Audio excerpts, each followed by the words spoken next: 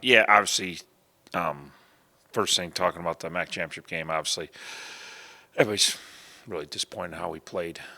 No one more disappointed than me. Just as I always say, my job is to get my team ready to play their best football. We didn't come close playing our best football. Obviously, credit to OU, they played a great game, but we got after them a year ago pretty good at their place and took it to them pretty good. And then we got after them a year ago, and we knew coming in, like they're I said after the first game, we made a really good team not look very good today, and we played really good football the first time around. And as I said after the game, I felt like they made a really good team not look very good on Saturday, and we knew they were going to come at us. And obviously, I thought our kids were ready for that, but we obviously were not because we did not play near to the level that we can play at. And they took us to us and they physically beat us and deserved to win the game. So obviously proud of the year. We had a great regular season.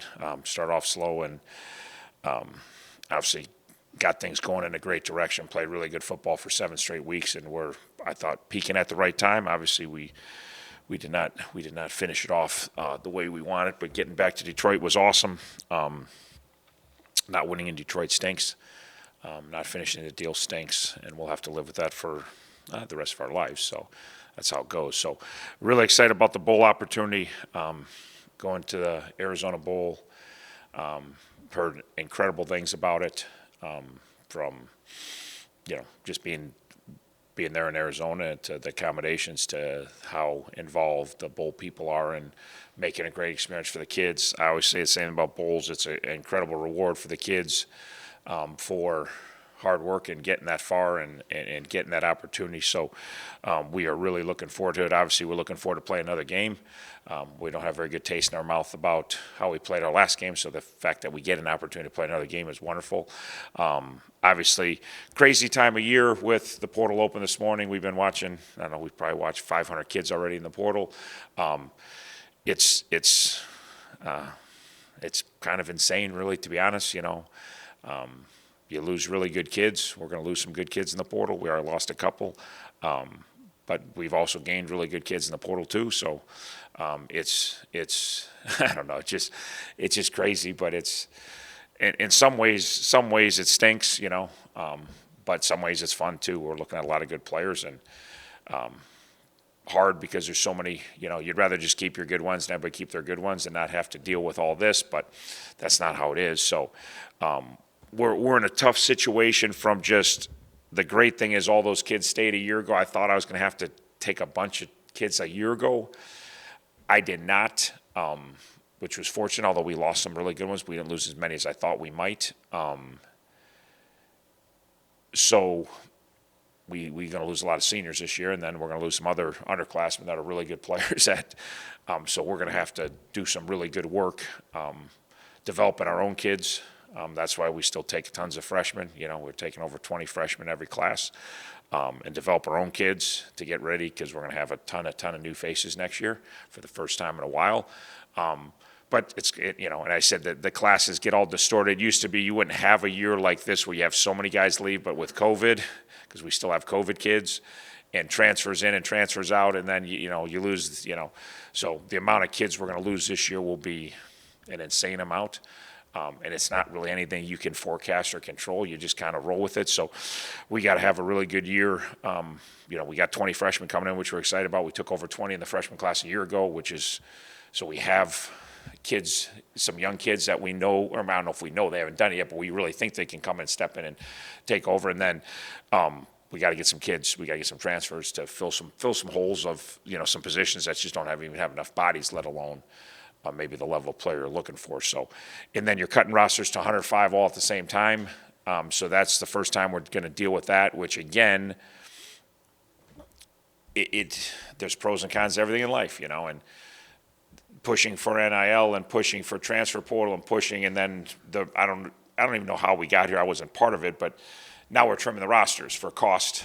It's for cost reasons, because we got to pay out all this NIL and all this stuff. So, well, that's, some benefits. Get the kids, you get some money, and you get some flexibility, but now less kids get to play. So every team in the country is going to be trimming 20-some kids off their team, and some of them are going to be scholarship guys. Like, it's going to be the best 105 stay. I'm not going to keep a scholarship guy over a walk-on guy just because he's a scholarship guy. So it's going to be harder and there's kids in the portal today that we've already talked to that basically were told, yeah, they're 105 cap casualty, like, well, why are you leaving? Because your always first question is always, well, why are you leaving? Just you're trying to figure it out, and a lot of them says, well, I had my exit meeting, they just said, I'm not going to be part of the 105, and there's a lot of scholarship guys that we've already heard, and we've only been doing this for like 4 hours this morning, so it's just to wrap your brain around, just very fluid. If you like things to be a certain way, it's not a good time to be a college coach, just because just like, now we got to go with the 105 and figure that out too. So, but it's still exciting. There's a lot going on in the college football playoff, bowl games, transfer portal. It's still, I still say it beats working for a living. So I was excited. We got up early today. It was kind of like National Signing Day in a way. It was like portal day, and the bad part of portal day is you got kids getting in the portal. The good part of portal day is maybe you find another present under the tree. You know what I mean? But it's bizarre. So, good news is we got a great relationship with our kids. Our kids want to be here. It doesn't mean they all stay, but even I have kids that leave and had an opportunity to meet with one-on-one, and some of them try to convince them that it's better to stay. Some of them already have. I know the portal opened today. All right, so nothing happens before the portal open, but we already had a couple kids that had some really good offers prior to the portal opening. But that's always my point with my guys is if you have something in place, then I understand it. Don't get in with nothing in place, because if you get in with nothing in place, you become part of that black hole sometimes that you end up no place or worse. And you don't want to end up worse. The reason you're kind of getting in because you've had success. Now if you're not playing, that's different. If you're not playing, you get in to try to find a place to play. That makes total sense.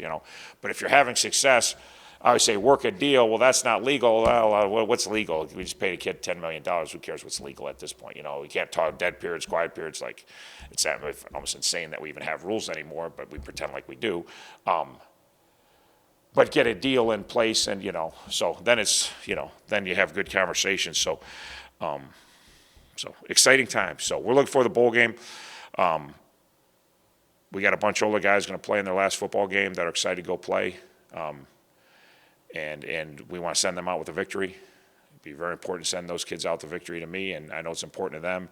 And then we also going to have, because of the timing and what goes on with guys getting ready for the pros and guys getting in the portal, there'll be some young guys that this will be their first time to get going, right? It'll be their first opportunity to step in and try to, take over a role that somebody else had that they want, and now it's like, okay, here, let's go. So this is kind of exciting, If a kid's not going to play in the bowl game, that's disappointing, but I'm not disappointed for the backup that gets to go start to develop as a player and go play and have, so we're going to have a good group head to Arizona. We're excited to go play Colorado State, and, everything about it is fantastic. So we couldn't be any more jacked up. Coach, you've now played in a decent amount of bowls here. How different is the prep having, a few weeks as opposed to one to get ready for a game? You mentioned all the different looks on the depth chart that you might see with the portal and, whatever have you. How different is that from the regular season? Yeah, it is a lot different. And again, it depends when you play your bowl game. It really changes. Like the last couple years, we had a bowl game really quick right after, 2 years ago, right after the regular season, we were going to the Bahamas, and it was a really quick turnaround. Last year, right after the MAC championship game, we were heading to the Cure Bowl with a really quick turnaround, and we had finals, and you had the portal, and you had, so we didn't really have much time the last 2 years to really get a bowl prep. It was more like just kind of rushed into it. Who's going to play okay? Let's prepare for Appy State or prepare for UAB, and we got, next thing you know, we're at the site, and we're rolling. With this being the 28th, that gives us a way better opportunity to take advantage of the bowl prep, because you get X amount of practices. I don't know, we'll get as many, I don't know if we'll get the maximum in, but like the last couple of years we weren't even close. We had finals, and then we were on a plane going to a bowl game. It was almost like a mini bye week, So with this time, our kids got finals this week, which they can really lock in on that, and then we have time to really have some old school bowl practices where you have some young guy scrimmages and you get some young guys more ready to play, and you have plenty of time to game plan because finals are over and you're not rushing off on a plane. So this will be a little nicer, and it gives us a chance this week to kind of deal with the ins and outs of the portal, the transfers in and out, to kind of get organized and figure out what we got moving forward, but also try to bring some kids in, not for the bowl game, but just, last year we had MAC championship game, we had finals, and we were on a plane, and the portal was going on, and it was kind of a hot mess, to be honest with you. It just wasn't enough time to do the stuff you need to do. We're now, with the signing day moved up, that was good. So the freshmen are signed. We were still dealing with those a year ago. MAC championship game's over, all right? Finals are this week, and we have enough time that we don't have to bowl prep during finals. We can let our kids take their finals, which is super for the kids, and finishing out the semester the right way. And then we have time this week to really do our portal stuff, and then we got a couple weeks to have some bowl prep and get some extra spring practices in, which is always kind of how we thought about bowl prep. You get those spring practices before the spring, and then you get to go play in an incredible bowl game. So it's going to be really nice.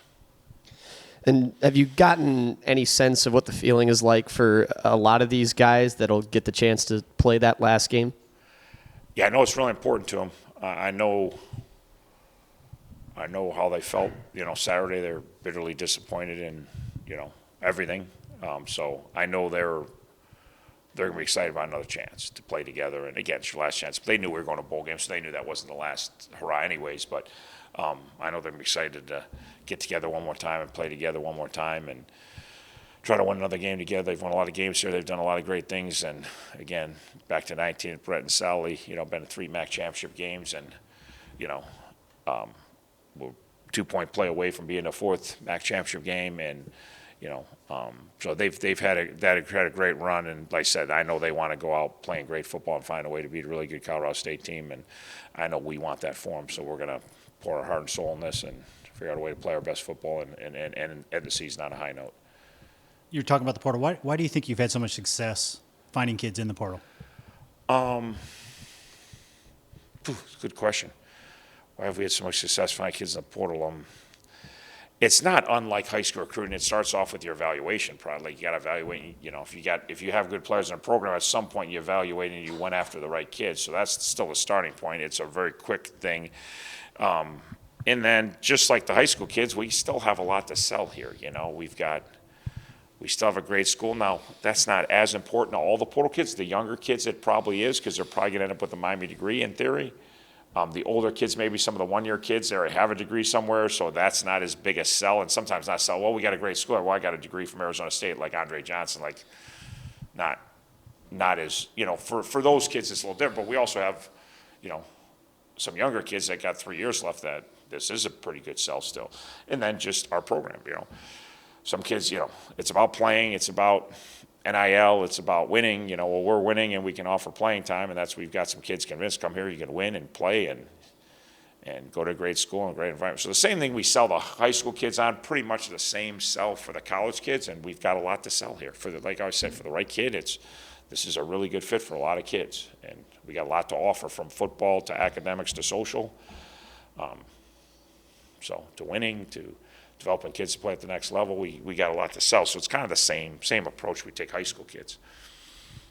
Coach, can you speak a little bit to the physicality of the championship game? I know they kind of kept the training staff pretty busy that day, and with some injuries on the field and that. And I know Brett he wasn't sacked that many times, but they had a lot of pressure on him. So every time we play OU, it's a knockdown, drag out physical game.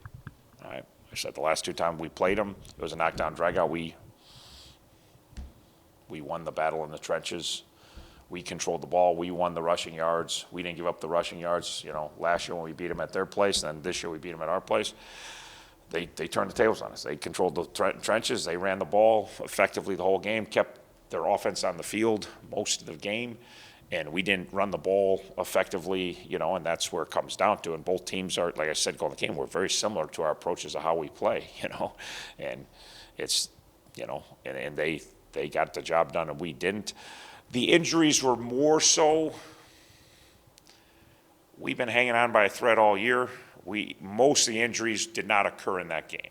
Most of the injuries were kids that went in that game that were already pretty beat up and couldn't last. Like, were trying to play through something that, yes, they could play through, but wasn't 100% going in, and then, took a hit, and we've been dealing with that since conference started. We were behind the eight ball, and we've been shuffling old linemen in and out. Our old linemen's, our three inside guys have been beat up all year and playing on one ankle and one leg and one this, and they've been just kind of, and again, a lot of the kids tried to play in the MAC championship game and just couldn't, So we got hit in the secondary pretty good, and, we ended up playing Cy at corner, which Cy hadn't played a snap of corner in his life here, but we were down to, having to shuffle the deck. So, again, that being said, that's not have nothing to do with the outcome of the game. But we had some kids that, like I've said all year, I'm very proud of our kids. Like, there's sometimes you're hurt, you got to have surgery. If you have a head injury, you don't mess with that. But there's other injuries that, okay, you've got an ankle, shoulder, whatever. You can sit out or you can give it a go. Doctors are okay with you playing. You're not going to necessarily make it worse, and it's a kid's choice. And our kids usually choose, like, if I can go out there, I'm gonna play as long as I can for Miami football, and that's what a number of kids did Saturday. And some of them was a little earlier than you like, So, but that's you play 13 games, and we play knockdown, drag out games, and it's where everybody is at this time of year. So we got a little break now. If some guys can get some healed up, obviously, with this break, your question earlier, just that's one nice thing is there's some guys that probably couldn't have played this weekend, but maybe by the 28th they'll be feeling pretty good. There's some kids that, probably are ready for surgery, and it's probably time to do it. They want to play in the bowl game bad, but if it's going to be a 4 to 6 month deal, it's better to get that clock rolling and get them ready for next year than wait another month and now pushing up against the start of the season. So we got to make some of those decisions in next couple days. Coach, how proud of you are this group to get off to the start that they had this season with the early losses and that, and make the run to get to the championship game and really pull together to do what they've done, let alone the other, past several years. Yeah, no, I couldn't be any more proud of our guys this year. You start 1-4, it's hard. We got on a great run. I said, really, really crappy way to end a great run. With a big thud, it was that's a, it's hard. Again, just for me, it's almost the run's not a waste, but it's just hard for me to swallow right now that how good we were playing and how poorly we played on Saturday. That's my responsibility to get the team to play well, and we had them playing really, really well, and we were getting better and better. And again, we were in a really good place, but we did not end up in a really good place. But as far as regular season, yeah, taking out that hole was awesome, and how we played, and we played really good football. And like we've talked over and over, a lot of kids got better and better as the year went on. We had so many guys that were new starters or new special team guys, and if you just look at their progression, I'm very proud of them and their coaches, how they attacked it and said, hey, I'm not good enough yet. I got to get better, and we just got better week to week. So you couldn't be any more proud of the regular season. It was awesome, Not really proud of the MAC championship game, but regular season, and then what they've done in their career, these older guys have been amazing. It's going to be hard to say goodbye to them in Arizona, and but at some point you got to say goodbye to everybody. We've had a pretty good run with these guys, and I've enjoyed them longer than I probably deserved to have enjoyed them. So I will appreciate the fact that a lot of them stuck around and hung out with me one more year and had another special season, and could have been, we had a great season. It could have been fantastic if we could have finished it off, but we got another shot at the bowl game to put another little cherry on top of the cake, hopefully, and have it be even a little more special with the bowl victory.